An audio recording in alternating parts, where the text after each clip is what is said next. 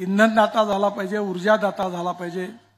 शेतकऱ्याने डांबर बनवलं पाहिजे म्हणून मनसर ते आपला 1 किलोमीटर रोड धानाच्या तणसापासून डांबर तयार करून आपण बनवलेला आहे. तो डांबर दाता, हायड्रोजन दाता आणि आता हवा इंधन तयार करायला आपण सुरुवात केली.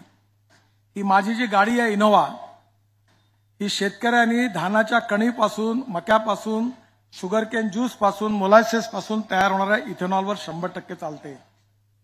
आता शेतकऱ्याला फायदा मिळाला, प्रदूषण कमी झालं, पण 22 लाख कोटी रुपये देशातले बाहेर जात होते आणि त्यामुळे इम्पोर्ट होत होतं फॉसिल फ्युएलचं. त्या लोकांचा धंदा मारला गेला. मग ते माझ्यावर नाराज नाही होणार का? ते नाराज झाले तर त्यांनी पेड न्यूज सुरू केल्या. पण काही चिंता करू नका, तुमच्या सगळ्यांचं प्रेम माझ्याकडे आहे. मी आजपर्यंत एकाही कॉन्ट्रॅक्टरकडनं भडवेगिरी केली नाही, 1 रुपया कधी घेतला नाही. म्हणून कॉन्ट्रॅक्टर मला घाबरतात आणि खराब काम केलं की मी ते ऐशी तशी करतो. त्यामुळे लोकांचाही विश्वास आहे. त्यामुळे कुठल्याही प्रकारच्या खोटी कामं केली नाहीत.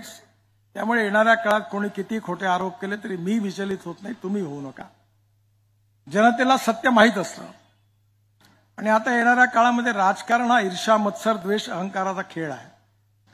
आपली रेषा मोठी करण्यापेक्षा दुसऱ्याची पुसली तर आपली मोठी होईल या आशेपोटी अशा प्रकारच्या टीकाटिप्पणी लोक करत आहेत. मी अनेक वेळा या संकटातून गेलो आहे, पण जनता कधी याच्यावर विश्वास ठेवत नाही आणि मी चिंता करत नाही.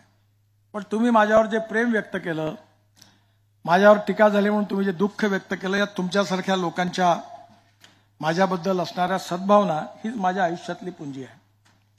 कारण कुठल्याही राजकीय नेत्याच्या आयुष्यामध्ये लोकांचं प्रेम आणि विश्वास ही सगळ्यात मोठी गोष्ट आहे.